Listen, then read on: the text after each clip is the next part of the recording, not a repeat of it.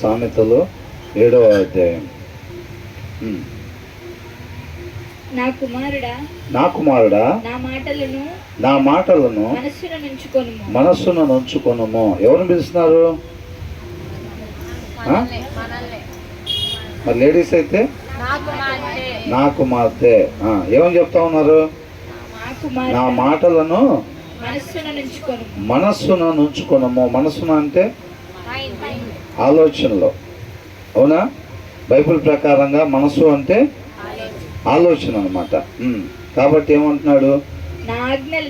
ఏమంటున్నాడు? మారు మనసు పొందుకోండి అని అంటున్నాడు దేవుడు. అవునా? మారు మనసుని పొందుకోండి, ఆలోచన విధాన్ని మార్చుకోండి. మీ ఇష్టాన్ని నెరవేర్చుకోవటం కాకుండా నా ఇష్టాన్ని నెరవేర్చండి అనేదాన్ని మనసు మార్చుకోవటం అంటున్నాడు. నా మాటలను మనస్సున ఉంచుకొనుము, నా ఆజ్ఞలను నీ యొద్ద దాచిపెట్టుకొనుము. ఆ విన్న ఉపదేశాన్ని ఏదైతే ఉందో వాక్య సారాంశాన్ని మనం ఏం చేయాలంట? విని విడిచిపెట్టాలా? దాచిపెట్టుకోవాలంట. నా ఆజ్ఞలను నీవు మనస్సున ఉంచుకొనిన ఎడల, నా ఆజ్ఞలను నీవు మనస్సున ఉంచుకొనిన ఎడల అంటే ఒకవేళ ఉంచుకోకపోతే తర్వాత చెప్పబడేది మనకి రాదు. ఒకవేళ ఉంచుకుంటే మాత్రం నీ కనుపాప వలె నా ఉపదేశమును కాపాడిన ఎడల. అవునా? మన ఐబాల్ని ఎలా కాపాడుకుంటామండి? అవునా కదా? కనుగుడ్డుని మామూలుగా ఇట్లాగా కాపాడుకుంటాం లేదా జాగ్రత్తగా? అలాగా మీ కనుపాప వలె నా ఉపదేశమును కాపాడిన ఎడల నీవు బ్రతుకుదువు అని అంటున్నాడు. ఏమవుతామంట? మనందరికి ఏం కావాలి? మరణానికి గురై ఉన్నాం, మనకి బ్రతుకు కావాలి. బ్రతుకు అని అంటే జీవం కావాలన్నమాట మనకి. అవునండి? ఇక్కడ ఏమనుంది? Keep my commands and you will live అని ఉంది. మనం ఆజ్ఞ అతిక్రమణ చేసి ఏం చేసాం? పాపము చేసి ప్రతి ఒక్కరు కూడా మరణానికి గురై ఉన్నాం అన్నమాట. కాబట్టి మనకి జీవం కావాలి, బ్రతుకు కావాలి మనకి. దానికోసం ప్రతి ఒక్కరి నిరీక్షణ అన్నమాట. దేవుడు మనకి ఇస్తానని చెప్పిన వాగ్దానం, నిత్య జీవాన్ని మీకు ఇస్తాను అని అంటున్నాడు. కాకపోతే దానికి కండిషను. ఎప్పుడు? నా మాటల్లో మీరు, నా ఉపదేశాన్ని మీరు మీ మనసులో ఉంచుకొనినప్పుడు, నా ఆజ్ఞలను నీవు మనసున ఉంచుకొనిన ఎడలా అని అంటున్నాడు. దాన్ని నీ కనుపాప వలె మనలో భద్రంగా, అంటే మనలో వెళ్ళిపోకుండా ఖచ్చితంగా ప్రతి దినం కూడా వాక్యాన్ని ధ్యానించి దాన్ని మనం హృదయంలో కానీ సమృద్ధిగా ఉంచుకున్నట్లయితే అప్పుడేంటంట? ఏమొచ్చిందంట? కాపాడిన ఎడల నీవు బ్రతుకుదువు అని అంటాడు. మనస్సును ఉంచుకునిన ఎడల నీ కనుపాప వలె నా ఉపదేశంను కాపాడిన ఎడల నీవు బ్రతుకుదు. అప్పుడు మాత్రమే మనం బ్రతుకుతాము. వాక్యం లేకుండా హృదయంలో మనం నీతిగా న్యాయంగా ఉండలేము. అలా ఉండకపోతే మనకి నిత్య జీవం రాదు. అలా చేసిన ఎడల నువ్వు బ్రతుకుతావు. మరణాన్ని జయించి యేసుక్రీస్తు వారు ఎలాగైతే పునరుద్ధానంలో తిరిగి లేచి ఉన్నారో మనం కూడా ఆ రీతిగా ఉండి తండ్రితో పాటు యుగ యుగాలు బ్రతికేవారిగా ఉంటామన్నమాట. కాబట్టి ప్రతి దినం వాక్యాన్ని మనం ధ్యానించాలి. తర్వాత ఏమంటున్నాడు? నీ వేళ్లకు వాటిని కట్టుకొనుము. నీ హృదయమున పలక మీద వాటిని వ్రాసుకో. ఎక్కడ రాసుకోవాలంట? హృదయం అనే పలక మీద దాన్ని రాసుకోవాలంట. ఆ తర్వాత జ్ఞానముతో నీవు నాకు అక్కవనియు. రాసుకుంటున్నారా? అక్కడే రాసుకుంటున్నారా? ఇప్పుడు ఆ చెప్పబడే వాక్యం అది హృదయం వరకు వెళ్ళి అక్కడ టైప్ అవుతుందా మొత్తం? లేదా అంతవరకు దాన్ని ఎలా చేయట్లేదా? చెవుల వరకే యాక్సెప్టెన్స్ ఇచ్చారా? హృదయం వరకు వెళ్ళి హృదయం మీద రాయబడుతున్నాయా? అలాగా మనం ముందే ఇప్పుడు ఏదైనా ఒక డబ్బాలో వేయాలనుకోండి, ఒక బాటిల్ ఉంది, ఆ బాటిల్లో నీళ్ళు పోయాలనంటే ఏం చేయాలి? ఫస్ట్ మూత ఓపెన్ చేయాలి. మూత ఓపెన్ చేసి వాటర్ పోస్తే లోపలికి పోతాయి. మూత ఓపెన్ చేయకపోతే వెళ్ళవు. మనం కూడా ఆ చెప్పబడే వాక్యం, విత్తబడే విత్తనాలు చక్కగా నాటబడేటట్టుగా ముందుగానే పొలాన్ని ఏం చేస్తారు? దున్ని సిద్ధపాటు చేస్తారు. ఆ విత్తనం లోపలికి వెళ్ళేటట్టుగా మనం కూడా ఆ యొక్క వాక్యాన్ని మన హృదయంలో భద్రపరుచుకునేటట్టుగా మనం సిద్ధపాటు కావాలి ముందే. అవునా? తర్వాత ఏమంటున్నాడు? జ్ఞానముతో నీవు నాకు అక్కవనియు. జ్ఞానంతో ఏమని చెప్పాలంట? అక్కడ ఎట్లా ఉంటారు? అంటిపెట్టుకొని ఉంటారు, కలిసిమెలిసి ఉంటారు ఎప్పుడైనా. కాబట్టి జ్ఞానం లేకుండా మనం ఉండేవారుగా ఉండకూడదంట. ఆ జ్ఞానం ఎక్కడి నుంచి వచ్చింది మరి మనకి? దేవుని వాక్యం నుంచి వచ్చింది అనమాట అది. అవునా? దేవుని వాక్యం నుంచి వచ్చింది. ఆ వాక్యం ఎప్పుడైతే మనం ధ్యానిస్తున్నామో, ఆ వాక్యాన్ని మనం ఎప్పుడైతే సమృద్ధిగా ధ్యానించేటప్పుడు ఆ జ్ఞానం మనకి సమృద్ధిగా కలిగిద్ది. కాబట్టి ఏమంటున్నాడు? జ్ఞానముతో నీవు నాకు అక్కవనియు, తెలివితో నీవు నాకు చెలికత్తెవనియు చెప్పుము. తెలివితో ఏం చెప్పాలంట? అంటే ఏంటి దీని వచ్చిన సారాంశం ఏంటి? జ్ఞానము తెలివి మనం నిత్యము కలిగి ఉండాలన్నమాట. అది లేకుండా మనం దేవుని చిత్తాన్ని నెరవేర్చలేము. అర్థమవుతుందండి? జ్ఞానం లేకుండా, తెలివి లేకుండా మనం దేవుని చిత్తాన్ని నెరవేర్చలేము. యేసుక్రీస్తు వారు కూడా తండ్రి మాటను తన హృదయంలో భద్రపరుచుకొని, ఆ తండ్రి నోట నుంచి వచ్చిన మాట వలన యేసుక్రీస్తు వారు జ్ఞానాన్ని పొందుకున్నారు అన్నమాట. ఆ జ్ఞానంతో తండ్రి చిత్తాన్ని నెరవేర్చారు. కాబట్టి మనం కూడా అదే రీతిగా ఉండాలి. అదే రీతిగా ఆయన వలె జయించి సింహాసనం మీద మనం కూడా కూర్చోబెట్టుకోవాలి మనల్ని కూడా అనే ఉద్దేశంతో మనకు కూడా తెలియపరుస్తూ ఉన్నాడు అనమాట ఈ విషయాన్ని. అవునా? అంటే ఏమంటున్నాడు? జ్ఞానంతో నీవు నాకు అక్కవనియు, తెలివితో నీవు నాకు చెలికత్తెవనియు చెప్పుము. అవి లేకుండా ఎప్పుడూ మీరు ఉండొద్దు అని అంటున్నాడు. అవి లేకుండా మనం ఎప్పుడు ఉండకుండా ఉండాలంటే ఏం చేయాలి? నిత్యము వాక్యం చదవాలన్నమాట. సమృద్ధిగా మన హృదయంలో వాక్యం ఉండాలి. తర్వాత ఏమంటున్నాడు? అవి నీవు జారస్త్రీ యొద్దకు పోకుండాను.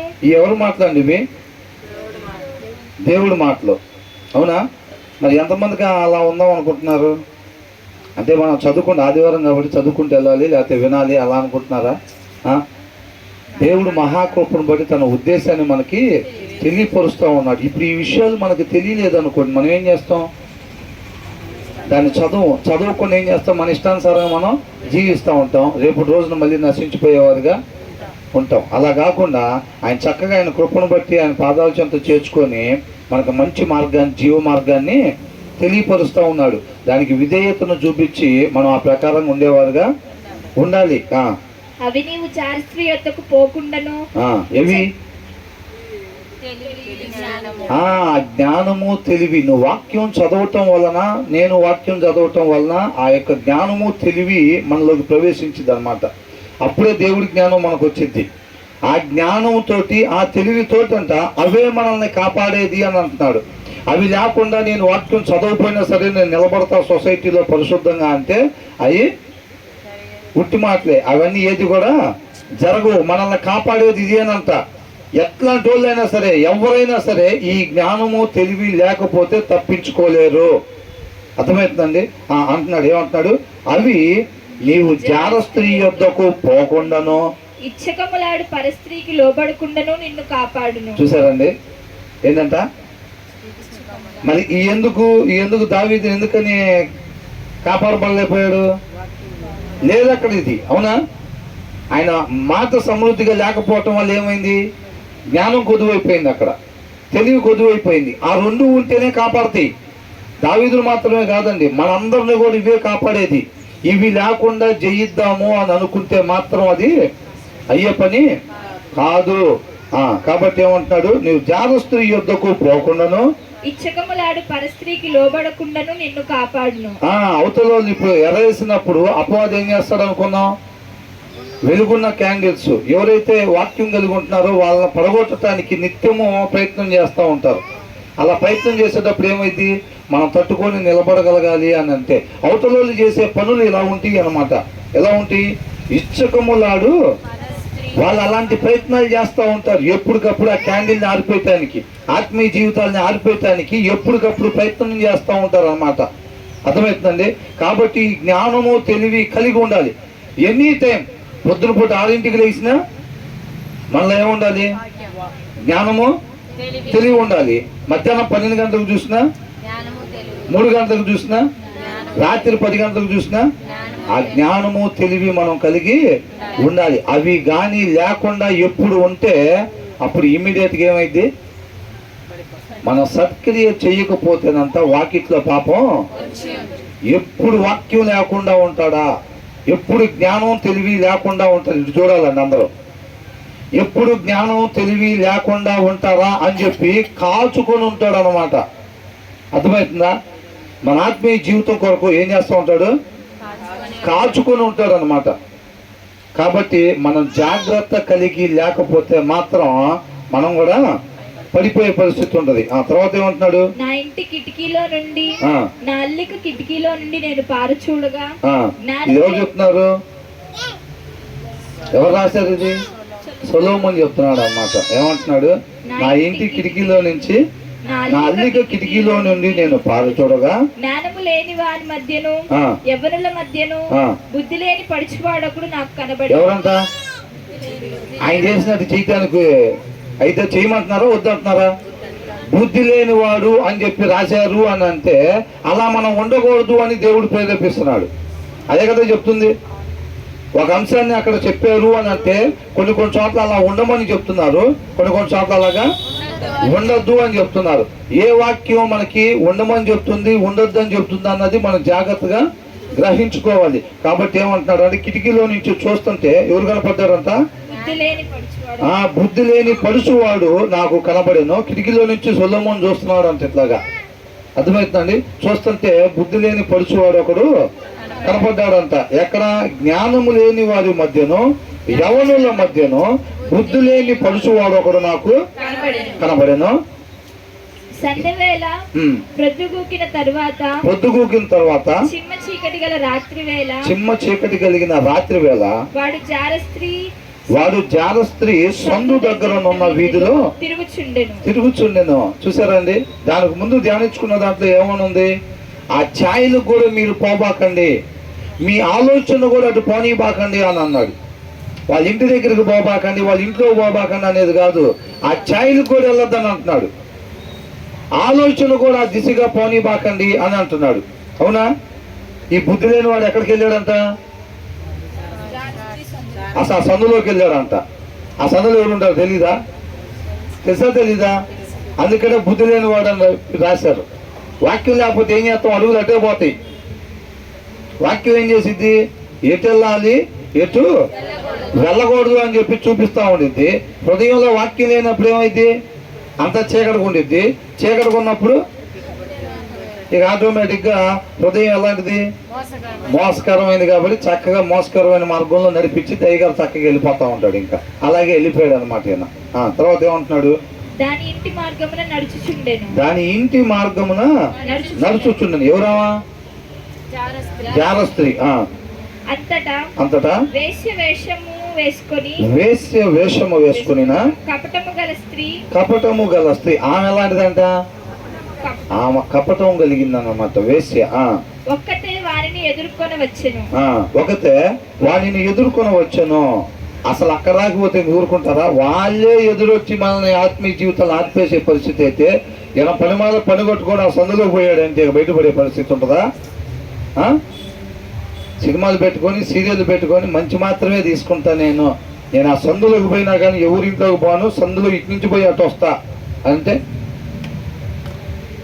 అవునా? ఆ ఛాయలకు కూడా పోబాకండి అని అంటున్నాడు.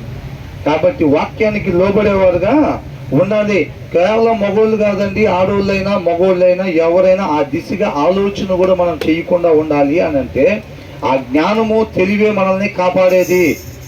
ఆ సన్ను దగ్గరికి పోకుండా ఉండాలి, మన ఆలోచనలు ఆ దిశగా పోకుండా ఉండాలి అంటే ఆ జ్ఞానము తెలివి వల్ల మాత్రమే అది సాధ్యము. అది వాక్యం నుంచి వచ్చింది. ఆ జ్ఞానము తెలివి లేకపోతే మాత్రం ఖచ్చితంగా అది ఎవరైనా సరే, మనం పాటలు పాడుతున్నామా, ప్రార్థన చేస్తున్నామా, రెగ్యులర్గా వస్తున్నామా, వాక్యం చెబుతున్నామా, ఎవరైనా కానివ్వండి ఖచ్చితంగా పడిపోయే పరిస్థితి ఉంటుంది. కాబట్టి సమృద్ధిగా వాక్యాన్ని మనం నిత్యము ధ్యానించేవారుగా ఉండాలి. ఎవరైతే అంతం వరకు రక్షణ కాపాడుకొని తండ్రితో పాటు యుగ యుగాలు ఉండాలి అని అనుకుంటున్నారో వాళ్ళకి కావాల్సినవి ముందే చెప్తున్నారు అన్నమాట. ఇవన్నీ అర్థమవుతుందండి. ఆ తర్వాత ఏమంటున్నాడు?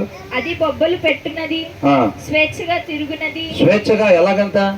రెస్ట్రిక్షన్స్ ఏమీ లేవు, ఇక స్వేచ్ఛగా తిరుగునది. దాని పాదములు దాని ఇంట నిలువవు. ఇంటి దగ్గర నిలబడవు అంట అసలు పాదాలు. అర్థమవుతుందండి? పాదాలు ఎక్కడ నిలబడవు? ఇంటి దగ్గర నిలబడవు. వెళ్ళిపోయి ఆ సందు చివరి నిలబడిద్ది కొద్దిసేపు. మగవాళ్ళైనా అంతే. ఇప్పుడు మన దగ్గర కాబట్టి లోకల్గా లేడీస్గా అట్లా ఉంటారులే, కానీ బయటికి వెళ్ళినప్పుడు జెంట్స్ కూడా ఉండే పరిస్థితి ఉంటుంది అట్లాగా, తెలుసండి? కాబట్టి ఆ సందు చోర లేకపోతే ఆ వీధుల్లో చీకట్టుగా ఉండే దగ్గర ఇట్లా తాటి దగ్గర ఉంటారు. ఏమంటున్నాడు? దాని పాదములు దాని ఇంట నిలువవు. ఒకప్పుడు ఇంటి ఎదుటను, ఒకప్పుడు సందు వీధులలోను. చూసారా? ఒకసారి ఏం చేసిందంట? ఇంటి ముందు, ఆ సందులో ఇంటి ముందు నుంచో ఉంటుందంట. ఒక్కొక్కసారి ఒకప్పుడు వీధులలోను, రోడ్ల మీద వీధుల్లో అక్కడ ఇక్కడ ఉంటుందంట. ప్రతి సందు దగ్గర అది పొంచి ఉండును. ప్రతి సందు దగ్గర. ఇప్పుడు ఇది జనం రావట్లేదు అనుకోండి, ఏం చేస్తారు? వేరే సందు దగ్గర నిలబడతా ఉంటారు. ఎవరో ఒకరిని ఆర్పాలి, అంతేనా? అట్లా ఉంటారు. అది వారిని పట్టుకొని ముద్దు పెట్టుకొని సిగ్గుమాలిన ముఖం పెట్టుకొని ఇట్లా నేను అంటే వాళ్ళు గాలం వేసేటప్పుడు పరిస్థితి ఎలాగుంటుంది, వాళ్ళు అక్కడే ఉంటారు ఇక్కడే ఉంటారు అనేది కాదండి. అది మనం ఉంటే ఇంటి దగ్గర కావచ్చు, ఆఫీసులలో కావచ్చు, పనిచేసే దగ్గర కావచ్చు, పరిస్థితులు అలా ఉంటాయి అన్నమాట. ఆ పరిస్థితుల్లో మనం జయించాలి, ఆత్మీయంగా మనం నిలబడాలి అని అంటే ఖచ్చితంగా ఆ జ్ఞానము తెలివి ఉంటేనే మనం నిలబడగలుగుతాము. ఈయన సందు దగ్గరికి వెళ్ళాడు, సందు దగ్గర పోయే అవసరం లేదు, ఆఫీస్ దగ్గర పంపిస్తాడు చక్కగా, పొలం దగ్గరికి పంపిస్తాడు చక్కగా, మనం ఉండే ఇంటి దగ్గరికి పంపిస్తాడు చక్కగా. అక్కడ బొబ్బలు పెట్టుకుంటూ తిరుగుతూ ఉంటారు అనమాట. అర్థమవుతుందండి? కొంతమంది అదే పనిలో వాక్యం లేని వాళ్ళు ఏం చేస్తారండి? వాక్యం లేని వాళ్ళు ఏం చేస్తారు? మగవాళ్ళు చర్చిలలో కూడా చూపులు వేరే రకంగా ఉండేవాళ్ళు ఉండరా? వాక్యం లేని వాళ్ళు ఎక్కడుంటే ఏమైంది? ఎక్కడున్నా ఆలోచన తేడా, చూపు తేడా, ప్రవర్తన తేడా. అది లేడీస్ అయినా జెంట్స్ అయినా. వాక్యం లేకపోతే మాత్రం ఆ మనిషి కొంచెంసేపు వాక్యం ఆపి తర్వాత చెబుతామా? వాక్యం లేకపోతే ఆ మనిషి తేడా. ఎవరైనా కానీ పుట్టు క్రైస్తవుడైనా కానీ, బాప్తిసం తీసుకొని 25 ఏళ్ళు అవుతున్నా కానీ, ఎవరైనా కానీ హృదయానుసారుడే. అర్థమవుతుందండి? బెత్షెబాను పిలిచినప్పుడు అంత ముందు దావీదు ఎలాగున్నాడండి? అనేక మందికి మాదిరికరంగా ఉన్నాడు, వాక్యాలు చెప్తా ఉన్నాడు, మందసం ఎట్లా తీసుకెళ్ళాలి, అదేంటి ఇదేంటి మొత్తం అలాగా చెప్పేవాడు అనమాట. అందరికీ మాదిరికరంగా ఉండేవాడు. అర్థమవుతుందండి? ఒక రకంగా పెద్దయ్య గారు లాగా ఉండేవాడు. మరి అలాంటి ఆయన పిలుస్తున్నాడు అని అన్నప్పుడు ఈమె ఏ ఉద్దేశంతో వెళ్ళుండిద్ది? ఆయన దగ్గర నుంచి రాజ్యం మొత్తం మంచి నేర్చుకుంటున్నారు కాబట్టి ఆయన పిలిచాడని అంటే ఏదో ఉపయోగపడే పని మీద, మంచి పని మీద పిలిచాడని అనుకో. అక్కడికి వెళ్ళేసరికి మనిషి ఎట్లా ఉన్నాడు? తేడా. అవునా? మనిషి ఎలాగున్నాడు? అంత ముందులాగా ఉన్నాడా? లేడు. మనిషి తేడాగా ఉన్నాడు అనమాట. మనిషి ఎందుకని? వాక్యం లేదు, దేవుని మాట లేదు, తనను బ్రతికించేది, తనను నిలబెట్టేది, ఆత్మీయంగా నిలబెట్టే దేవుని మాట ఆయనలో లేదు. ఏ వ్యక్తి అయినా సరే, హృదయానుసారుడైనా సరే, వాక్యం చెప్పే వాళ్ళైనా సరే, పాటలు పాడే వాళ్ళైనా సరే, ఎవరైనా కానీ హృదయంలో వాక్యం లేకపోతే మాత్రం తేడా. ఆ వ్యక్తి తేడా అంతే. కాబట్టి మనం అలా తేడాగా ఎప్పుడు కూడా ఉండకూడదు. నిత్యం మన హృదయంలో వాక్యం కలిగి ఉండాలి, అంతే. తర్వాత ఏమంటున్నాడు ఇక్కడ? సమాధాన బలులను నేను అర్పింపవలసి ఉంటిని, నేడు నా మొక్కు బలులను చెల్లించి ఉన్నాను, కాబట్టి నేను నిన్ను కలుసుకోవాలని రాగా నిన్ను ఎదుర్కొనని బయలుదేరగా నీవు కనబడితివి. నీవే కనబడితివి నా మంచము మీద. అవునండి, ఇచ్చకప్పు మాటలు అని అంటే ఆకర్షించే మాటలు, పడగొట్టేటప్పుడు మాట్లాడే మాటలు అన్నమాట. అవి ఉరి లాంటివి, మనం అటు వెళ్ళకూడదు అని చెప్పి మనకు తెలియాలి అని అంటే జ్ఞానం తెలివి ఉంటేనే తెలిసిద్ది. లేకపోతే ఏమైంది? జారస్త్రీ నోట నుంచి తేనె కారును అని చెప్పి రాశాడు అంతకుముందు. అవునా? మనకు అలాగే ఉంటుంది. వాక్యం లేకపోతే మొత్తం తేడా అనమాట. వాక్యం ఉంటేనే జయించగలుగుతాం. ఏ ప్రదేశంలో ఉన్నా సరే హృదయంలో వాక్యం ఉంటేనే మనం జయించగలుగుతాం. ఎక్కడన్నా ఉండనే గాక మనం జయించేవారిగా ఉంటాము. తర్వాత ఏమంటున్నాడు? నా మంచము మీద రత్న కంబళ్ళను, నా మంచం మీద రత్న కంబలను ఐగుప్తు నుంచి వచ్చి విచిత్రపు పనిగల నార దుప్పట్లను నేను పరిచి పరిచి ఉన్నాను. నా పరుపు మీద బోలము ఆ, అగరపు చెక్కను ఆ, చెల్లి ఉన్నాను. చల్లి ఉన్నాను. ఉదయం వరకు వలుపు తీరా తృప్తి పొందుదము రమ్ము. ఆ, పరస్పర మోహము చేత చాలా సంతృష్టి నొందుదము రమ్ము. రమ్ము. పురుషుడు ఇంట లేడు, ఆ, దూర ప్రయాణము వెళ్ళి ఉన్నాడు. ఆ, ఇప్పుడు అలాగా ఎవరైనా మాట్లాడే పరిస్థితి ఉందనుకోండి. ఇప్పుడు మనం ఏదో ఒక ఇంట్లో ఉంటున్నాం, ఆ ఇంటి పక్కన వాళ్ళు అట్లా మాట్లాడుతున్నారు అనుకోండి, ఏంటి పరిస్థితి? ఆ ఇంటి పక్కన అయినా అలా మాట్లాడుతున్నాడు అనుకోండి, ఏంటి పరిస్థితి?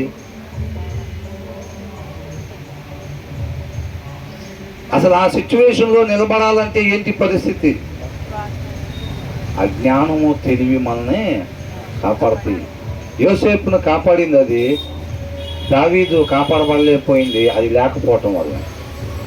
అర్థమవుతుందండి? మనం అట్లాంటి పరిస్థితులు, అది ఎక్కడన్నా కానీ అలాంటి పరిస్థితుల్లో ఉన్నప్పుడు మనం జయించేవారిగా ఉండాలి అని అంటే ఖచ్చితంగా వాక్యం వల్ల మాత్రమే అది సాధ్యము. వాక్యం లేకపోతే మాత్రం అయిపోయినట్టే.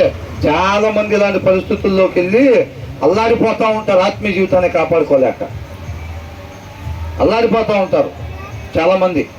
అవునా కదా? కాబట్టి మనం ముందే సమృద్ధిగా వాక్యం ఎనీ టైము బుద్ధిగల కన్యకల్లాగా వాళ్ళు నూనెని ఎనీ టైం చెక్ చేసుకుంటా, ఏమన్నా నూనె తగ్గిపోతుందా ఏంటని చెప్పి నిత్యము నూనె పోసుకుంటా ఎలాగైతే సమృద్ధిగా ఉంచుకున్నారో మనం కూడా అంతవరకు మన హృదయంలో ఎల్లప్పుడూ వాక్యం అలాగా సమృద్ధిగా ఉండేటట్టుగా నిత్యము చెక్ చేసుకుంటా ఉండాలి. బుద్ధి లేని కన్యకల్లాగా చెక్ చేసుకోకుండా మొన్న చదవలేదు, ఏం కాలేదుగా, నిన్న కూడా చదవలేదు, ఏమైంది, యాస్టీజ్గా అలాగే పడుకున్నాం, పొద్దున్నే లెగిసాము, రాత్రి పడుకున్నాం, అన్నీ బాగానే జరిగినాయి కదా అని అనుకుంటే వాడు అవకాశం ఇలాంటి ఎర్రయ్యంగా ఏమైంది, అప్పటికప్పుడు ఆహారం అందిద్దా?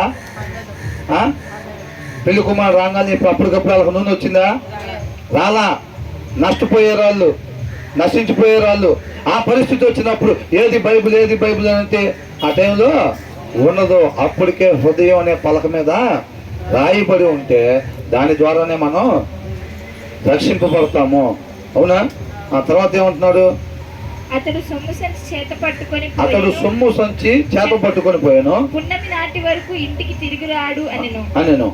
అది తన అధికమైన లాలన మాటల చేత వారిని లోపరుచుకొనెను. తాను పలికిన ఇచ్చకు ఏం చేసిందంట? అది తన అధికమైన లాలన మాటల చేత వారిని లోపరుచుకొనెను. అంటే ఏం చేశాడంట ఆయన? బుద్ధి లేనివాడు, వాక్యం లేనివాడు. అవునా? బుద్ధి లేని వాడు కాబట్టి ఆ సందులో పోయాడు. అవునా కదా? వాక్యం ఉన్నవాడికి ఆ సందులో ఏం పని? ఆ ఛాయకి పోవద్దని చెప్తున్నారు కదా, ఆ దిశగా ఆలోచన కూడా బాగుంది. కొంతమంది ఏం చేస్తారండి, మనం పనులు చేయకూడదు. అవునా? మనం పనులు చేయకూడదు, ఆలోచన పోనీయచ్చు. ఎంత దూరం అని ఎవరికి తెలిసింది? ఏంటంట? ఆలోచన పోనీయచ్చా? ఆ దిశగా ఆలోచన కూడా పోనీయకూడదు అని అంటున్నాడు. అర్థమవుతుందండి? అది మన వల్ల అయిద్దా, వాక్యం వల్ల అయిద్దా? అది కేవలం వాక్యం వలన మాత్రమే అయిద్ది అనమాట. అర్థమవుతుందండి? కాబట్టి నిత్యము వాక్యము కలిగి జీవించాలి. ఎవరైతే పరిశుద్ధతను కాపాడుకొని అంతం వరకు రక్షణ నిలబెట్టుకోవాలి అని అనుకుంటారో వాళ్ళు ఏం చేయాలి? అంతవరకు నేను గట్టిగా పిడికిలు బిగిపెట్టి లేకపోతే పళ్ళు బిగబెట్టి నేను అంతవరకు రక్షణ కాపాడుకోవాలి అని అనుకుంటా. వాక్యం చదవకుండా ఉంటే కాపాడుకుంటారా? ఊరికి ఏళ్ళు నొప్పులను పళ్ళు లూజ్ అయిపోతాం తప్ప ప్రయోజనం ఏమీ లేదు. పళ్ళు బిగపడతామను పిడికిలు బిగపడతాం కాదు. వాక్యం చదివితే అది మన పరిశుద్ధతను కాపాడిద్ది. మనం వాక్యం చదవకపోతే ఎన్నిసార్లు మనం జపం చేసినా జపమాలు వేసుకున్నా ప్రయోజనం ఏమీ లేదు. కాబట్టి ఇక్కడ ఏమంటాడంట? ఆల్రెడీ లాలన మాటల చేత వాణిని లోపరుచుకోనేను. ఏమైందంట? ఈడ్చుకొని పోయిందంట. ఒకరిని ఎప్పుడు ఈడ్చుకొని వచ్చేది? వాళ్ళకి రాలేని పరిస్థితుల్లో పూర్తిగా సరెండర్ అయిపోయాడు. ఇంకా ఆ ఇచ్చకపు మాటలు, మోహపు చూపులకి దీనికి ఏం చేశాడంట? పూర్తిగా లోబడిపోయాడు, సరెండర్ అయిపోయాడు. ఒకళ్ళు ఇంకేంటి ఎవరు ఈడ్చుకొస్తారు? మన ఈ దారిలో పోతా ఉంటే అక్కడ తాగి కొంతమంది పడిపోయి ఉంటారు. వాళ్ళ వచ్చి ఏం చేస్తారు? ఈడ్చుకెళ్తూ ఉంటారు. ఏదైనా ఆటో పెట్టుకుంటే ఈడ్చుకెళ్ళి ఆటోలో వేస్తూ ఉంటారు. అట్లా చేస్తారు. అంటే ఆయనగా ఇక కదిలే పరిస్థితి ఉందా? లేదు. ఆయనగా కదిలే పరిస్థితి లేదు. అట్లాంటప్పుడు ఈడ్చుకుని వెళ్ళే పరిస్థితి అనమాట. పూర్తిగా సరెండర్ అయిపోయారు వాక్యం లేకపోయేసరికి. అర్థమవుతుందండి? తర్వాత ఏంటంట? వెంటనే పశువు వదకు పోవునట్లును పరుల చేజిక్కిన వాడు సంఖ్యలలోనికి పోవునట్లు. చూసారా ఎంత చక్కగా రాశారో? అట్లా వెళ్ళేవాడు ఎవడంట? ఇంటి దగ్గర కావచ్చు, ఆఫీసులో కావచ్చు, పొలంలో కావచ్చు, ఎక్కడైనా మన పని దగ్గర కావచ్చు, ఎక్కడైనా సరే మన జీవితంలో అలాంటి క్రియ మనం చేసినప్పుడు అంట ఏంటి? పశువు వదకు పోవునట్లును పరుల చేజిక్కిన వాడు సంఖ్యలలోనికి పరస్త్రీ జోలికి పోవటము అని అంటే ఇక్కడ ఎగ్జాంపుల్ రాస్తున్నారు. ఏంటంటే ఎక్కడికి పోయినట్టంట? పశువు వదకు పోయినట్టు. కొంతమంది అనుకుంటారు ఇదివరకు పగబట్టి ఏం చేసేవాళ్ళంట? వాళ్ళ భార్యని లోపరుచుకునే వాళ్ళంట. వాడి మీద పగతోటి వాళ్ళ భార్యను లోపరుచుకునే చేస్తే ఊరు మొత్తానికి చేశాడు, పరుగు పోయిద్ది అన్నట్టుగా. అర్థమవుతుందండి? ఇప్పుడు ఇంకొక అట్లాంటి పరిస్థితులు ఉండేవి. అంటే ఎవరిని? వాళ్ళని నష్టపరిచారా? ఎవరు నష్టపరిచారంట? వీళ్ళే ఎవడైతే అట్లా చేశాడో వాడిని నష్టపరిచా, వాడు పరువు తీసా, ఊరు మొత్తం అట్లా చేసా, ఆ పరువు తీసాను, ఏం పరువు అది కాదు, వీడే నాశనాన్ని తెచ్చుకుంటున్నాడు. అర్థమవుతుందండి? లోకానికి ఆత్మీయతకి చాలా తేడా ఉంటుంది. లోకం హింస, మళ్ళీ ఇట్లాంటివి అన్నమాట. ఇలాంటి కార్యాల కోసం ఎంత డబ్బు ఉంటే అంత సుఖం అనుభవించవచ్చు అనేది లోకం చెప్తా ఉండిద్ది అనమాట. అర్థమవుతుందండి? చక్కగా సొలొమోను సామెతల ద్వారా మనకు అనేక విషయాల్ని తెలియపరుస్తూ ఉన్నాడు. 5వ అధ్యాయంలో 6వ అధ్యాయంలో ఈ మొత్తం కూడా మనం క్లియర్గా నేర్చుకుంటూ ఉన్నాం. తర్వాత ఏమంటున్నాడు? వెంటనే పశువు వదకు పోవునట్లును పరుల చేజిక్కిన వాడు సంఖ్యలలోనికి పోవునట్లును తనకు ప్రాణహానికరమైనదని ఎరుగక. ఎలాంటిదంట అది? ఆ క్రియ ఎలాంటిది? వేరే వాళ్ళ జోలి పోవటం అనేది ఏంటంట? ప్రాణహాని. అర్థమవుతుందండి? మగనాళ్ళు దేన్ని వేటాడిద్దంట? నిన్న ధ్యానించుకున్నాం కదా, విలువ గల నీ ప్రాణాన్ని వేటాడిద్దని ఉంది. అవునా? వేరే వాళ్ళ భార్య జోలి పోవటం, వేరే వాళ్ళ భర్త జోలి పోవటం, వేరొక స్త్రీ జోలి పోవటం అనేదంట అది మన జీవాన్ని వేటాడిద్దంట. మామూలు ప్రాణం పోతే వాళ్ళకేంటండి? ఇప్పుడు అపవాదికి ఏం కావాలి? మనం చచ్చిపోవటం కావాలా? నిత్య జీవానికి పోకుండా ఉండటం కావాలి. దాన్ని వేటాడిద్ది అనమాట అది. అర్థమవుతుందండి? లైఫ్ అని రాశారు ఇంగ్లీష్లో. కాబట్టి ఏంటంట? మన జీవాన్ని వేటాడిద్దంట. వేరొక స్త్రీ జోలి పోవటం అంటే మనం అది మన నిత్య జీవాన్ని తీసేసేదానికి దాన్ని వేటాడిద్ది అనమాట. అర్థమవుతుందండి?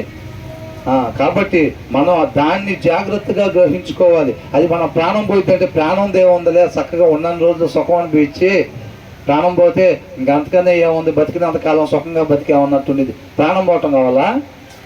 ప్రాణం పోవటం కాదు దానికి కావాల్సింది. అపవాదికి కావాల్సింది మనం ప్రాణం పోవటం కాదు, మనం జీవం కోల్పోవాలి. నిత్య జీవానికి రాకుండా ఉండాలి. అంటే అపవాది నిత్య జీవం లేదు కదా అపవాదికి. అవునా? కాబట్టి ఏంటి?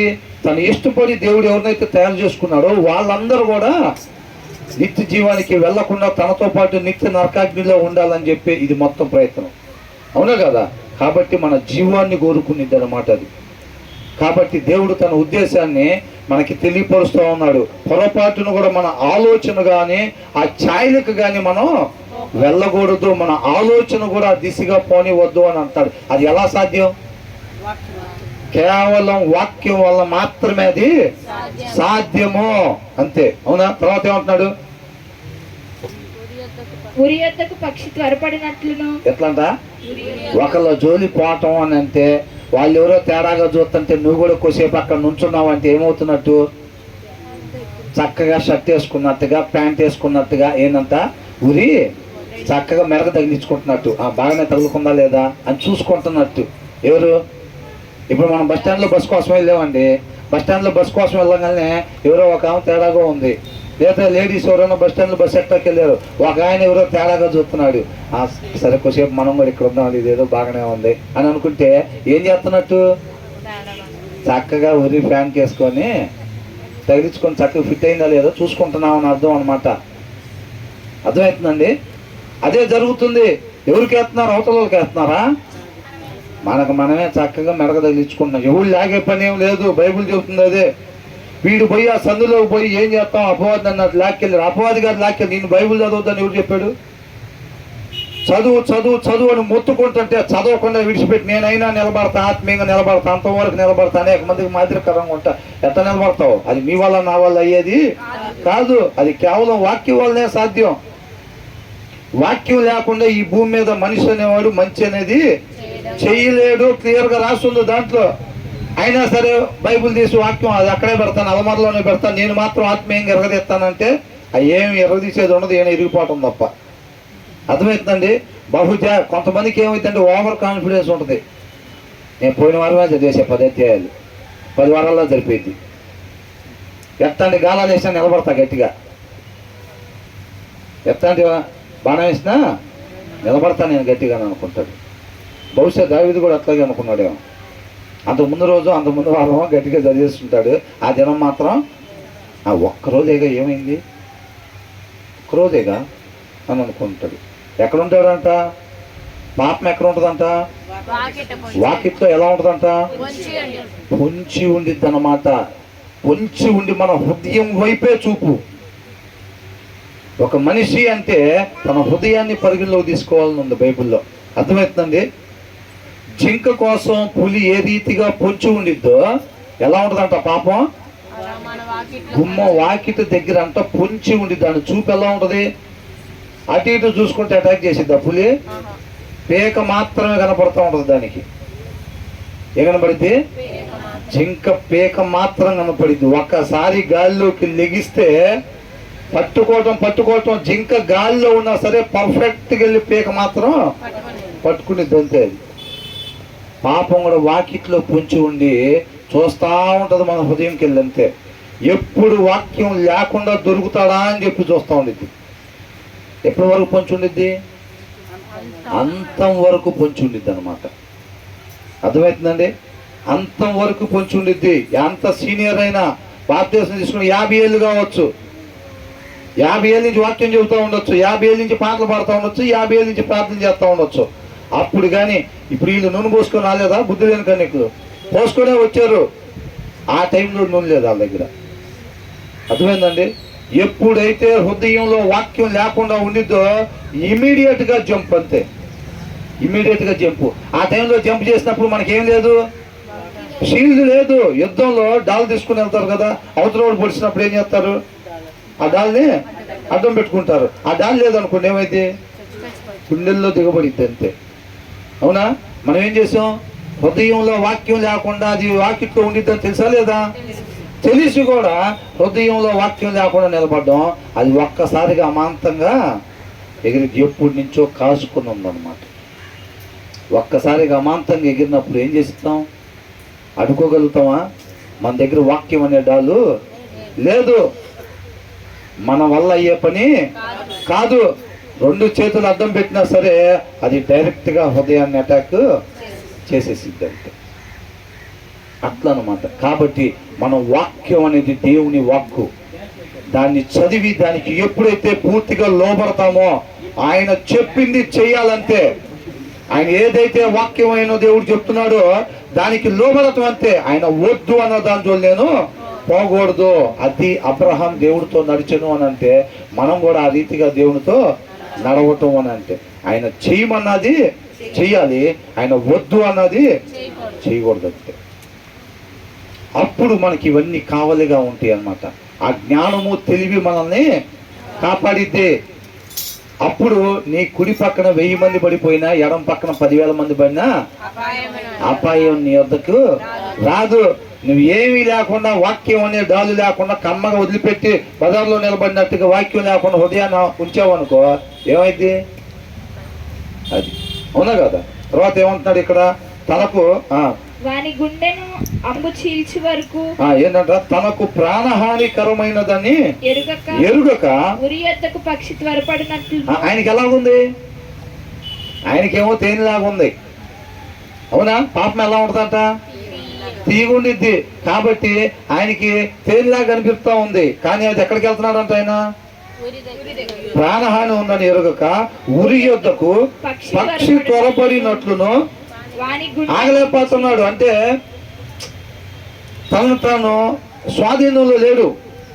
అర్థమవుతుందండి? స్వాధీన పరిస్థితి వాక్యమే. ఆ వాక్యం లేనప్పుడు ఏమవుతుంది? ఇప్పుడు చాలా మంది ఏం చేస్తారు, ఫోన్లు చూడకూడదు అనుకుంటానే చూస్తూనే ఉంటారు. ఆ ఫోన్ చూడకూడదు అడిగామనుకో, ఫోన్ ఎక్కువసేపు చూడకూడదు అన్నా అంటే ఏం చెప్తారు? చూడకూడదండి అని అంటాడు. కానీ పైకి షార్ట్స్ అంతానే ఉంటారు, రాలేకపోతూ ఉంటారు బయటికి. ఒక్కొక్కసారి ఫోన్ తీసి మనం పక్కన పెట్టాలంటే మనకే ఎంత ప్రాబ్లం అయిద్దో. ముగ్గురు నలుగురు కలిసి లాగండ్రా ఎవరన్నా అనే పరిస్థితి అయింది. అవునా కదా? ఎందుకు బలం సరిపోవట్లే నీకు? లోపల నుంచి నీకు అది వద్దు, మంచిది కాదు అన్నప్పుడే నువ్వు దాన్ని తీసి పక్కన ఎందుకు పెట్టలేకపోతున్నావు? బలం సరిపోవట్లా మనకి. ఆ ఫోన్ తీసేసి అమ్మటే పక్కన పెడతానికి బలం సరిపోవట్లేదు. ఎవరైనా లాగని నన్ను బయటకు అన్నట్టుగా ఉంటుంది. ఫోన్ తీసి పక్కన పెట్టలేం, ఇది మంచిది కాదు ఇది అని అంతా ఉండిద్ది. మనం ఇట్లా టైం వేస్ట్ చేయకూడదు అని అంతా ఉండిద్ది. అయినా సరే ఏదేమైంది, పైకి అంతనే ఉంటాం. అయినా లోపల నుంచి గద్దింపు వస్తూనే ఉంటుంది. అయినా సరే ఒక సమయంలో ఏముంటుంది, నన్ను ఎవడన్నా బయటికి లాగితే బాగుండు, నా అంతటికి నేను పక్కన పెట్టలేకపోతాను అనేది బలహీనం. వాక్యం లేదు, మన బ్రతికిచ్చేది అదే. సమృద్ధి వాక్యం ఉంటే ఫోన్ ఎలా ఉపయోగించాలో దాన్ని అలాగే ఉపయోగిస్తాం. హృదయంలో వాక్యం లేదనుకోండి, అది ఏం చేస్తాడు? ఒక్కొక్కరికి ఎవడు ఏ విషయంలో బలహీనత ఉంటే ఆ ఎరేసి ఆడిస్తూ ఉంటాడు చక్కగా. అర్థమైందండి? ఇప్పుడు పిండి తినే చేపలకి ఎర్రలేస్తారా? పిండినే వేస్తారు.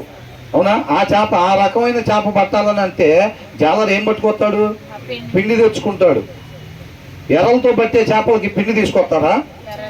అది ఎర్రలు తినిద్దాడంటే ఆ టైప్ ఆఫ్ చేపలు పట్టాలంటే ఏం చేస్తాడు? ఎర్రనే తెచ్చుకుంటాడు. నువ్వు నేను ఏ విషయంలో బలహీనంగా ఉంటామో చూసి దాన్నే తీసుకొచ్చి శుభ్రంగా మన చుట్టూ పెట్టి ఆడిస్తూ ఉంటాడు ఎక్కడికి పోయినా. అర్థమైందండి? కొంతమందికి మందు విషయంలో బలహీనత ఉంటే నువ్వు బస్ స్టాండ్కి పోయి ఎక్కాలంటే కరెక్ట్గా బస్ స్టాండ్ ఎదురు పెట్టి దవతలో మెరిసిపోతూ ఉంటాయి శేషాలు. ఆ ఎర్రగా సాడిస్తూ ఉంటాడు. నువ్వు ఒకవేళ స్త్రీల విషయంలో పురుషుల విషయంలో కానీ నువ్వు బలహీనంగా ఉన్నావు అనుకోండి, ఏం చేస్తాడు? బస్ స్టాండ్కి పోయేసరికి అదే బస్సులో నెంబర్ 1గా రెడీ అయ్యి వస్తూ ఉంటారు. అందరూ నెంబర్ 1గా రెడీ అయ్యి వస్తూ ఉంటారు. హృదయం లేకపోతే ఏడబట్టినా కానీ కొట్టుకులాడుతూ మినుకుమని ఆరిపోయే దీపం ఎట్లయితే ఉండిద్దో, వాక్యం లేకుండా మనం చూడండి, కావాలండి వాక్యం లేకుండా మనం బయట పని చేస్తానికి పోతే ఎంత ఇబ్బంది పడుతూ ఉంటాం ఆత్మీయత కాపాడుకోవటానికి. ఎందుకు? వాక్యం లేదు. వాక్యం లేకపోవటం వల్ల అల్లాడిపోతూ ఉంటాం ఇంకా ఆత్మీయతను కాపాడుకోవటానికి. అయినా చదవట్లేదు అనుకో, మినుకన్నా తర్వాత గబక్కమని నూనె పోసుకోకపోతే ఏమైంది? అది ఆరిపోయి. అట్లా ఉన్నా కానీ మనం వాక్యం చదవట్లేదు అనుకోండి, ఏమైంది? ఇంకా చిన్న చదువుకుంటామే ఇంకా. అవునా? ఆ తర్వాత ఏమైంది? ఇంకా ఉరి యొద్దకు పక్షి త్వరపడినట్లును వాని గుండెను అంబు చీల్చు వరకు. ఎప్పుడు దాకంట? వాడు గుండెను అంబు చీల్చు వరకు వాడు దాని వెంట పోయాను అనండి. అర్థమవుతుందండి? ఏం చేస్తాం ఇప్పుడు? మానలేకపోతున్నాను అంటారు. ఎందుకంటే ముందు అవుతాం అంటే ఏం చెప్తారు? మానలేకపోతున్నాను అంటారు. కొంతమంది సిగరెట్లు మానలేకపోతున్నాను అంటారు. వాళ్ళ గుండెను అంబు చీల్చు వరకు వాళ్ళ వ్యసనానికి లోపడిపోయి ఉంటున్నారు. అర్థమవుతుందండి? ఒకడు పాపం చేసినప్పుడు ఆ పాపం వాడిని ఏం చేసిద్దంట? ఏలిద్ది అని చెప్పి రాశారు. అవునా? ఏం చేసిద్దంట? ఏలిద్ది. ఏలటం అని అంటే ఏలేవాడు పైన ఉంటాడు, ఆ కింద ఉండేవాడు బానిసగా ఉంటాడు. ఆ పాపానికి బానిస అయిపోయి ఉంటాడు అన్నమాట. అలాంటి పరిస్థితుల్లోకి వెళ్లకుండా బుద్ధిగల కన్యకల వలె ముందే జాగ్రత్త కలిగి ఉండాలి. ఆడదాకపోయి మినుకు అన్న తర్వాత కాదు మనం చేసాలు తీసి దాంట్లో పోయాల్సింది. ఆ సమయం లేదనుకోండి, అయిపోయింది కదా. కాబట్టి మనం హృదయంలో ముందే సమృద్ధిగా వాక్యాన్ని కలిగి ఉండాలి. అది ఒక విషయం మెన్షన్ చేశారు, జారస్తుని గురించి చెబుతున్నారు. అది ఏ బలహీనత అయినా అంతే. ప్రతి బలహీనత నుంచి మనల్ని కాపాడాలి అంటే అది కేవలం ఆ జ్ఞానం వల్ల, తెలివి వల్ల మాత్రమే. ఆ వచనం మళ్ళీ ఒకసారి చదవండి. తనకు ప్రాణహానికరమైనదని ఎరుగక, పైన ఉన్న దాంట్లో మొదటగా చదువుకున్నాం కదా, 2వ వచనం. నా ఆజ్ఞలను నీవు మనస్సును నుంచుకొనిన ఎడల ఎప్పుడంట? నా ఆజ్ఞలు నీవు మనసున నుంచుకొనిన ఎడల. ఉంచుకోకపోతే ఈ బుద్ధి లేనుడు ఎత్తగైతే ఆ సొందుకెళ్ళి వెళ్ళాడు, ఆ ఛాయలకు బాబాకరా అంటే అటే పోతాం. అవునా? వేరే వాళ్ళు ఎవరో తేడాగా చూస్తున్నారు, భలే తీగ ఉన్నారు అంటే ఇంటికి దారి ఇటు అయినా సరే అట్టించిపోతాం. ఎందుకు? అందగైతే ఒకసారి ఆ చూపులు కొద్దిగా అట్లా రిసీవ్ చేసుకుని వెళ్తే హాయిగా ఉంటుంది అన్నట్టుగా. అవునా? అతని పనులే ఎప్పుడు ఈ ఎడలా చేయకపోతే, మనసున నుంచుకోకపోతే, ఈ కింద చెప్పిన ఈ మొత్తం కాపాడబడాలి. నిత్యం ఎన్ని టైం పరిశుద్ధ జీవితం అంతా ఎలా ఉండదు, ఒక విశ్వాస జీవితం ఎన్ని టైమో తన ప్రాణాలు గుప్పెట్లో పెట్టుకున్నట్టుగా ఉండిద్ది. అలా ఉన్న ఎన్ని టైం వలలు సెట్ చేస్తుంటే అయినా సరే మనం చిక్కుపడకుండా వెళ్ళాలి అని అంటే కేవలం వాక్యం వలన మాత్రమే అది సాధ్యము. వాటిలో దొరకకుండా వెళ్ళాలి అంటే ఆ జ్ఞానం కావాలి మనకి, ఆ తెలివి కావాలి మనకి. అవునా? ఆ జ్ఞానము తెలివి ఆ వాక్యం నుంచి వచ్చింది. ఏంటంట? నీవు మనసున నుంచుకొని ఎడల నీ కనుపాప వలె నా ఉపదేశమును కాపాడిన ఎడల. ఏంటంట? నీ కనుపాపను నీ కనుపాప వలె నా ఉపదేశమును కాపాడిన ఎడల. ఈ రెండు ఎడలాలు మనం చేస్తేనే ఇలాంటి పరిస్థితి ఎక్కడున్నా సరే మనం నిలబడతాము. ఈ ఉపదేశం ఏముందలే, చదువుతున్నాంగా, వెళ్తున్నాంగా మందిరానికి అప్పుడప్పుడు. ఏంటంట? చదవగలిగి ఇంటి దగ్గర చదవకపోతే మాత్రం నిలబడే పరిస్థితి లేదు. హృదయంలో వాక్యం లేకపోతే ఏంటంట ఆ వ్యక్తి ఏంటంట? ఆ వ్యక్తి ఏంటంట? హృదయంలో వాక్యం లేకపోతే అది ఏ వ్యక్తి అయినా కానీ ఏంటంట? తేడా. ఏంటి తేడా? ఎవరన్నా కానీ తన హృదయానుసారుడు దావీదు అనేక మందికి మాదిరికరంగా, ఆత్మీయ జీవితంలో మాదిరికరంగా ఉండేవాడు. బెత్షెబ పిలిచినప్పుడు ఏదో ఇల్లు ఉంటుంది, వెళ్ళినప్పుడు ఎలా ఉన్నాడు మనిషి? తేడాగా ఉన్నాడు. ఏంటా తేడా? వాక్యం లేదు హృదయంలో, మోసకరమైన దాన్ని అనుసరిస్తున్నాడు అనమాట మనిషి. తేడా ఎవరన్నా కానీ అది అర్థమవుతుందండి. కాబట్టి అలా ఉంటేనే మనం కాపాడబడతాం. అలా లేకపోతే మాత్రం మనం నశించిపోయే. వాడి గుండెను అంబు చీల్చు వరకు వాడు దాని వెంట పోయాను. నా కుమారులారా చెవియొగ్గుడి. ఎవరిని అంటున్నాడు? ఎవరిని అంటున్నాడు? మనల్ని అంటున్నాడు. నా కుమార్తెలారా చెవియొగ్గుడి. నా కుమారులారా, మనం అలా నశించిపోకూడదని, మన జీవాన్ని అట్లా కోల్పోకూడదని, తండ్రితో పాటు యుగ యుగాలు మనం ఉండాలని చెప్పి ముందుగానే మనం వెళ్ళే మార్గంలో మనం ఎదుర్కోపోయే వాటిని ఎలా నడుచుకోవాలి, ఏది మనల్ని కాపాడిద్దని చెప్పి ఆయన కృపను బట్టి ముందే తెలియపరుస్తూ ఉన్నారు అనమాట. అవునా? ఎంత చక్కగా పిలుస్తున్నారు. ఈ పిలుపులు మనం పడవ అంటే అప్పుడు ఓకే ఓకే ఓకే. కొద్దిగా కోపం వచ్చినప్పుడు ఏం చేస్తాడు? కొంచెం జనరల్ వాడికి మంచిగా చెప్తే వినకపోతే ఏం చేస్తాడు? అది పంపించి అక్కడ చెప్తాడు. అప్పుడు స్వరం వినపడతా ఉంటుంది. ఏడు వినపడవు స్వరాలు మనకు. అంత బాగుండి అంత బాగున్న దగ్గర చెబితే మాత్రం మనం వాళ్ళకి ఇష్టం అస్సలు తీసేయి, చాలా పనుంది లోపంలో అని అంటాం. అక్కడ మాత్రం మెల్లని స్వరం. ఏంటంట?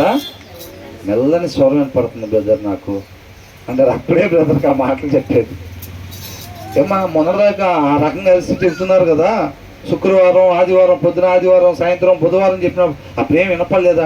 ఎందుకు బ్రదర్ అప్పుడు వినపడలేదు అసలు, ఇప్పుడు మాత్రం మెల్లని స్వరం వినపడుతుంది. ఆయనే పిలుస్తున్నాడు, ఆయనే పిలుస్తున్నాడు అని అంటారు. కొంతమందికి అక్కడ కూడా వినపడదు, చెవులు మందం. ఎక్కడ వినపడిద్ది? మ్యాటర్ సీరియస్గా ఉంది, ఐసీలోకి మార్చండి అంటారు. అప్పుడు వినపడింది స్వరం. ఏసీ లేకపోతే కుదరదు అనుకుంటా. ఏసీ ఉంటే కానీ మెల్లని స్వరం వినపడదు కొంతమంది. అవునా కదా? మనం నవ్వుకునే విషయం కాదండి. చాలా ఇలాంటి పరిస్థితుల్లో చాలా భయంకరంగా ఉంటుంది అనమాట. ఆ పరిస్థితుల్లో ఉన్న వాళ్ళకి తెలిసింది. అంటే నాకు తెలిసి ఆ పరిస్థితి మేము ఎప్పుడు చూడలేదండి అంటే వాళ్ళు అబద్ధికులే. ఏంటంట? మాకెప్పుడు అలాంటి పరిస్థితి రాలేదండి అని అంటే వాళ్ళు అబద్ధికులేనమాట. ఎందుకనంటే అపవాది వెలుగున్న ప్రతి క్యాండిల్ దగ్గర ఆ వలలో, ఆ గుంటలో ద్రవ్యం ఉంచుతాడంతే. అలా ఉంచలేదండి, నా ముందు ఏ వల లేదండి అని అంటే ఏంది అర్థం? ఈయన ఎలిగలేడని అసలు అర్థం. అర్థమైందా? నా ముందు అసలు ఏ వల లేదు, ఎప్పుడు నా ముందు ఏ గుంట లేదండి, ఏందో మరి మీరైతే అట్లా చెబుతున్నారు అని అంటే, నాన్న నువ్వు అసలు ఎలిగలే, ముందు అజ్జుడు వెలుగున్న వాళ్ళు ముందు పెడతారు ఆ వాళ్ళని.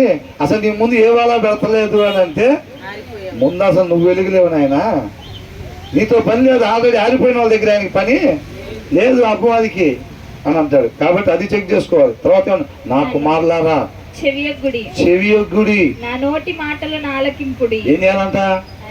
నా నోటి మాటను ఆలకించుడి. దాన్ని పరిగణలోకి తీసుకోండి, నీ హృదయంలో దాన్ని భద్రపరుచుకోండి, నీ మనస్సును దాన్ని దాచుకుని ఎడల బ్రతుకుతావు బంగారం అని అంటున్నాడు.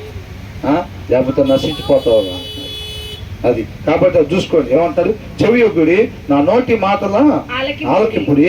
జాలి స్త్రీ మార్గంలో తట్టు నీ మనసు తొలగనీయకుము. ఏం చేయకూడదంట? మనసు అంటే ఏంది? ఆలోచన కూడా పానీ బాక్కట అంటున్నాడు. ఏంటంట? ఆత్మీయులు చాలా మంది ఏం చేస్తారండి? ఆలోచన బాగునేస్తారు. ఆహా ఇది ఎవరు కనపడతలేదు బయటికి. ఏంటంట? ఏంద్రా సందుకెళ్ళి వెళ్ళి సందుకాడికి ఏం పని అని అంటారు కదా విశ్వాసని, అవునా? కాబట్టి వీళ్ళు సందు దగ్గరకు పోరు, వీళ్ళు ప్రాక్టికల్గా ఫిజికల్గా సూరి సందు దగ్గరకు పోకుండా ఏం చేస్తారు? వీళ్ళ ఆలోచన పంపిస్తారు. వీళ్ళ ఆలోచన పంపించి మొత్తం తిప్పుకొని వస్తారు. జనాలకి తెలియదు, అక్కడ కంపల్సరీగా తెలిసింది. ఆలోచన అటు పోయిన తర్వాత ఏమైంది? అందుకని ఆయన అంటున్నాడు, మీ మనస్సు మార్చుకోండి, మీ ఆలోచన విధానం మార్చుకోండి. అది మీరు చావకుండా ఉండినట్లు దాన్ని తినకుండా మేలని చెప్పా కదా. అయినా సరే ఆయన మాటదే ఉందలే, ముందు మన సంగతి చూసుకుందాం. అది చూస్తేనే రమ్యంగా ఉంది. పండు ఎలా ఉందంట? ఓకే, రమ్యంగా ఉందంట. ఎమ్మటి ఏం ఆలోచన నెరవేర్చుకుంది. ఆయన ఆలోచన తీసి పక్కన పెట్టి. కాబట్టి దాన్ని మార్చుకోండి, ఆ విధానం మార్చుకోండి అని అంటున్నాడు. మీరు నేను సృష్టికర్త, మీ మేలు కోరుకునేవాడిని. కాబట్టి నా మాట ప్రకారంగా నడుచుకుంటే మీరు జీవిస్తారని అంటున్నాడు. కాబట్టి ఏమంటున్నాడు తర్వాత? దారి తప్పి అది నడిచి త్రోవలోనికి పోకుము. ఆ జార స్త్రీ మార్గములో తట్టు నీ మనసు తొలగని. అంటే జార స్త్రీ అంటే కేవలం దాని దగ్గరే కాదండి. అంటే పర్వాలేదు పెద్ద మిగతా వాడికి వెళ్ళి బానియచ్చా, మందుకెళ్ళి బానియచ్చా, సిగరెట్కి వెళ్ళి బానియచ్చా, అబద్ధాలకి వెళ్ళి బానియచ్చా, సీరియల్కి వెళ్ళి బానియచ్చా. నిన్న మనం ధ్యానించుకున్నామంట, దేవుడికి నచ్చనివి 6, 7 ఆయనకి హేయములు అని అన్నాడు. అంటే అలాంటిది ఇంకొకటైనా సరే హేయంలే, అంతే. కాబట్టి ఈ మొత్తం చెప్తున్నాడు. ఆలోచన కూడా ఆ దిశగా యెహోవా యందు భయభక్తులు కలిగి ఉండటము అంటే చెడుతనమును విసర్జించుటయే అని ఉంది. ఏందంట? చెడుతనాన్ని విసర్జించుటయే. ఆయన ఎందు భయభక్తులు కలిగి ఉన్నాము అని అంటే నువ్వు ఎంత భయభక్తులు కలిగి ఉన్నావు అంటే నువ్వు చెడుతనాన్ని ఎంత విసర్జిస్తున్నావో నువ్వు ఆయన ఎందు అంత భయభక్తులు కలిగి ఉన్నావు అని అర్థం. నువ్వు చెడుని ఎంత విసర్జిస్తున్నావో అంతగా ఆయన ఎందు మనం భయభక్తులు కలిగి ఉన్నట్టు అనమాట. అందుకనే అంటున్నాడు యెహోవా యందు భయభక్తులు కలిగి ఉండటము అంటే చెడుతనాన్ని విసర్జించుటయే అని అంటున్నాడు అనమాట. కాబట్టి ఏమంటున్నాడు? నీ మనసు తొలగనీయకుము, దారి తప్పి అది నడిచి త్రోవలోనికి పోకుము. ఎప్పుడు దారి తప్పుతారు? దారి తప్పి అది నడిచే త్రోవలోకి. ఏది నడిచేది? జార స్త్రీ నడిచే త్రోవలోకి నువ్వు వాక్యం లేకపోతే ఏమైంది? మోసకరమైన హృదయం ఎటు నడిపించింది? ఆటోమేటిక్గా సందు చూడు ఒకడు ఉంటాడు అపవాది పరిచయం చేసేవాడు. మన హృదయంలో వాక్యం లేదు. ఏమన్నా పలానాకి వెళ్ళి వెళ్ళాలని తిట్టి వెళ్ళాలంటే వాడు చెప్పేది అది కరెక్ట్గా ఆ సందులో నుంచే చెబుతాడు. ఎటు నుంచి చెబుతాడు? ఆ సందులో నుంచి చెబుతాడు. వాళ్ళ గుమ్మాలు బయటే ఉంటారు నుంచొని కమ్మగా ప్యాకప్ వేసుకొని. వాళ్ళైనా ఆయనైనా మగోళ్ళైనా అర్థమవుతుందండి. వీడు ఆ సందులో పోగానే ఏమైంది? సార్కేమో హృదయంలో వాక్యం లేదు, ఆ సందులోకి పోయారు. ఆ సందులో అన్ని బాణాల మధ్యలో మనిషి నిలబడితే చచ్చిపోతాడా లేదా? ఆటోమేటిక్గా అయిపోయింది. సందు అవతలకి వెళ్ళేసరికి మొత్తం అయిపోయింది. తర్వాత ఏమంటున్నాడు? అది గాయపరిచి ఏం చేసిద్దంట?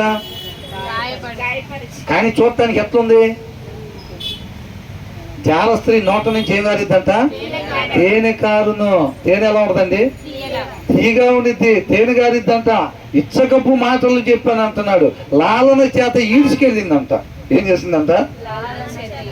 వాడిని నీడ్చుకొని పోయింది. 21వ వచనంలో ఏమనుంది?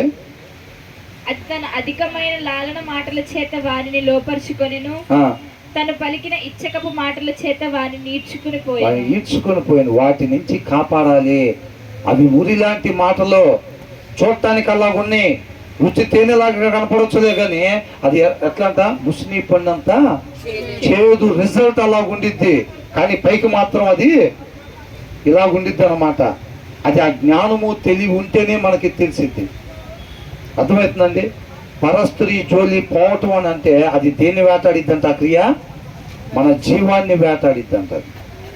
కాబట్టి చాలా జాగ్రత్తగా ఉండాలి. ఆ తర్వాత ఏమంటున్నాడు? అది గాయపరిచి పడద్రోసిన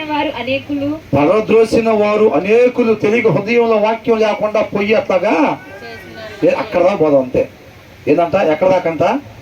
చూపుల వరకు పోదాం, మిగతాది మనం చేయకూడదు కదా. చూపుల వరకు పోదాం అనుకుంటాడు. ఆగుతారా? మనం ఫోన్ తీసేటప్పుడు ఏం చేస్తాం? జస్ట్ ఒక 4-5 షాట్లు చూసి ఫోన్ ఆడ పెడదాం అనుకుంటాం. ఏమనుకుంటారు? 4-5 షాట్లు ఇలా పైకని ఒక 4-5 షాట్లు మాత్రం చూసి ఏమనుకున్నారు? పక్కకు పెడదాం ఫోన్ అని అనుకుంటారు. అవునా? 4-5 షాట్లు చూసి పక్కకు పెడుతున్నాం ఆ ఫోన్. ఎంతమంది పెడుతున్నాం? 4 కాస్త ఎన్ని అవుతాయి? 40 అవుతాయి. 4 కాస్త 40 అవుతాయి. ఫస్ట్ ఏమనుకుంటారు? చూపుల వరకు బాగునిద్దాం, బాగానే ఉంది ఇది ఏదో అనుకుంటారు. అవునా? బస్ స్టాండ్లో నిలబడి, ఆఫీస్లో ఉన్నా, పొలం దగ్గర ఉన్నా, ఎప్పుడైతే కొద్దిగా కొంచెం అట్లా చూపు నిలబెట్టారనుకో మనం చూసినప్పుడు ఏమైంది? ఇదేదో బాగానే ఉంది, చూపుల వరకు బాగునిద్దాం, మిగతాది మనం చేయకూడదు కదా అనుకుంటారు. అవునా? ఆడతారా? 4 షాట్లు చూసి ఫోన్ పక్కన పెడదామని తీసుకుంటాం, 40 షాట్లు అవుతాయి. 40 షాట్లు అవుతాయి. ఆ తర్వాత ఎక్కడికో పోయిద్ది. దావీదు కూడా అనుకున్నాడు రహస్యంగా తీసుకొచ్చి అట్లా చేసుకొని మళ్ళీ పంపించేద్దాం సైలెంట్గా అనుకున్నాడు. అది ఎక్కడికో పోయింది? మరణం చేసేదాకా వెళ్ళింది అది, కప్పిపుచ్చుకునేదాకా వెళ్ళింది అది. జనాలకి ఎవరికి తెలియకుండా తీసుకొచ్చి ఇంట్లో పెట్టి లీగల్గానే మా పిల్లలు మేము కలిసిన తర్వాత పిల్లలు పుట్టారు మాకు అని చెప్పి కవర్ చేసుకునేదాకా పోయింది అది. అంతతో ఆగిపోయిందా? అవ్వలేదు అది. అవునా? ఆ తర్వాత ఏమంటున్నాడు? అది చంపిన వారు లెక్కలేనంత. అబ్బో ఏందంట? ఏందంట? ఇది తినాలండి మీరు. ఏందంట? అది చంపిన వాళ్ళు లెక్కలేనంత మంది అంట. ఆ దారిని పోయి పడిపోయిన వాళ్ళు, ఆ దారిని పోయి అంత ముందు దేదీప్యమానంగా ఎలిగిన వాళ్ళు ఏముంది? అంత ముందు విపరీతంగా రోజుకి 20 అధ్యాయాలు చదివా కదా. ఈ 2-3 రోజులేగా చదవంది. ఏందంట? ఈ 2-3 రోజులేగా చదవంది. అంతకుముందు అంట రోజుకి 20 అధ్యాయాలు చదివాడంట. ఈ 2-3 రోజులేగా ఏమైతులే. దావీదు అంతకుముందు ఎట్లున్నాడు? ఎట్లా ఉన్నాడు? ఏముంది? అప్పుడేగా కొద్దిగా ఏమైంది? అది చూసుకోవాల్సింది. అది చంపిన వారంట లెక్కలేనంత మంది. నీకన్నా గొప్పగా పాటలు పాడి పడుకున్నారు పోయి అక్కడ. బహుశా ఒకవేళ బుద్ధి లేని కన్యకులు వీళ్ళకన్నా పెద్దదే పదవి తెచ్చుకొని ఉండొచ్చు. కానీ ఆడ పోయిన తర్వాత ఏమైంది? నూనె చెక్ చేసుకోకపోవటం వల్ల ఆలిపోయింది. అంతే, ఆలిపోయినాయి. ఏంది? దీపాలా? వీళ్ళ ఆత్మీయ జీవితాలు ఆలిపోయింది. అర్థమవుతుందండి? మనం అనుకుంటున్నాంలే బాగానే చదువుతున్నాం, మొన్న చదివా, దాని ముందు చదివా, నిన్న వాళ్ళకి ఏమైంది? క్షణం చాలు.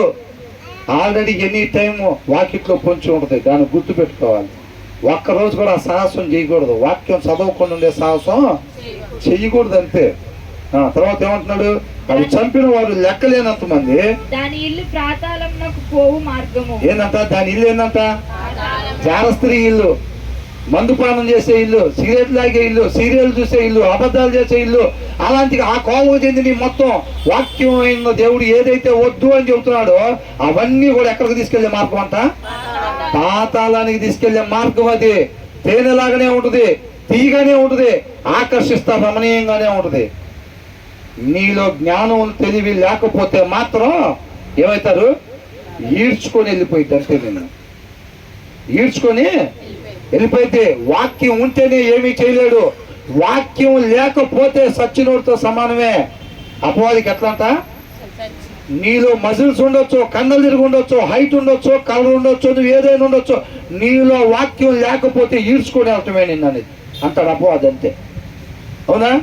నువ్వు అనుకుంటున్నావేమో ఎత్తుకున్నానని, నువ్వు అనుకుంటున్నావేమో 25 సంవత్సరాలు అవుతుంది బాప్తీసం తీసుకున్నాని, నువ్వు అనుకుంటున్నావేమో పాటలు పాడుతున్నానని, నువ్వు అనుకుంటున్నావేమో క్రైస్తవ కుటుంబంలో పుట్టాను కదా అని చెప్పి. వాక్యం లేకపోతే సచ్చినోడితో సమానమే నువ్వు నా దృష్టిలో. ఈడ్చుకొని వెళ్ళిపోతాను అంతే అంటున్నాడు అపవాది. అవునా? తర్వాత ఏమంటున్నాడు? ఆ మార్గము మరణశాలలకు దిగిపోవును. ఎక్కడికంట? దాని ఇల్లు అంట పాతాళంలోకి పోవు మార్గము, ఆ మార్గము మరణశాలలకు దిగిపోవును. తీసుకుని అక్కడ కొనుక్కోబెడతారు నీట్గా. అర్థమవుతుందండి? ముస్లిం పండు అంతా చేదైన రిజల్ట్ అంటే అదే. స్టార్టింగ్ ఎలా ఉంది? ఎంట్రన్స్ ఎగ్జిబిషన్లో పెట్టినట్టుగా చక్కగా పెద్ద సెట్టింగ్ చేసి ఉంటుంది, ఆకర్షణీయంగా ఉండిద్ది. వాక్యం లేకపోతే ఏమైపోతాం? ప్రపంచందగాని నేనే అని నాకు వెళ్ళి చూస్తుంది అనుకుంటాం. ప్రపంచందగతి నేనే అని నాకు వెళ్ళి చూస్తున్నాను అనుకుంటాం. ఎందుకు నీకు వెళ్ళి చూసేది? టార్గెట్ నువ్వే. వాక్యం లేకుండా తిరుగుతున్న విశ్వాసవి క్రైస్తవుడు నువ్వే. దానికోసం అది ప్రేమ, వాత్సల్యత ఏంటది? మనల్ని నాశనం చేయాలి, మనల్ని నాశనం చేయాలి. దేవుడు మహాకృపను బట్టి ముందుగానే మనకి తెలియపరుస్తూ ఉన్నాడు. ఎవరైతే నిత్యం ఆయనతో పాటు ఉండాలి, యుగ యుగాలను ఆశపడుతూ ఉన్నారో, ఇది దేవుని వాక్కు కాబట్టి దానికి లోబడి మన హృదయం మీద రాసుకోవాలంట. దాన్ని ఏం చేయాలంట? కనుపాప వలె కాపాడుకొనిన ఎడల. ఈ మాటనంట మన కనుపాప వలె కాపాడుకొని నిత్యము ఉండాలి. అవునా? అది ఎప్పుడెప్పుడు చూపించాలి? పొద్దున 9 అడిగితే చూపించాలి ఆ వాక్యాన్ని. మధ్యాహ్నం 12 గంటలకు అడిగినా, రాత్రి 10 గంటలకు అడిగినా, ఎనీ టైము ఏముండాలి? ఆ వాక్యాన్ని కనుపాప వలె మనం కాపాడుకుని. అసలు వాక్యమే లేకుండా విచ్చలవిడిగా తిరుగుతుంటే, వారం రోజుల నుంచి చదవకుండా, 3 రోజుల నుంచి చదవకుండా, 10 రోజుల నుంచి కూడా చదవకుండా, ఒకవేళ నిలబడి ఉంటే కేవలం ఆయన కృపే. నువ్వు మొన్న చదవకపోయినా, నిన్న చదవకపోయినా నిలబడ్డావంటే కేవలం ఆయన కృపే. ఆయన కృపని సద్వినియోగం చేసుకోవాలి. అంతేగాని దాన్ని లైసెన్స్గా భావించుకొని ఇవాళ కూడా చదవకుండా ఉన్నాం అనుకో, ఏమైంది? ఆయనకి నష్టమా? ఆయనకేం నష్టం లేదు, మనకు నష్టం. మనం నశించిపోయి ఆయన కూడా బాధ పెట్టేవారు. ఆయన ఇష్టపడి తయారు చేసుకున్నాడు మనం ఆయనతో పాటు యుగాల్లో ఉండాలని చెప్పి. అలాంటిది మనం ఆయన చెప్పిన మాట వినకపోవటం, మనం నరకానికి పోతే ఆయనకు కూడా బాధైనా కదా అదనమాట. అలాంటి పరిస్థితి మనకి ఎప్పుడు కూడా రాకూడదు. దేవునికి మహిమ కలుగుగా. ఇంటికి వెళ్ళిన తర్వాత మళ్ళీ ఒకసారి దీన్ని ధ్యానించండి.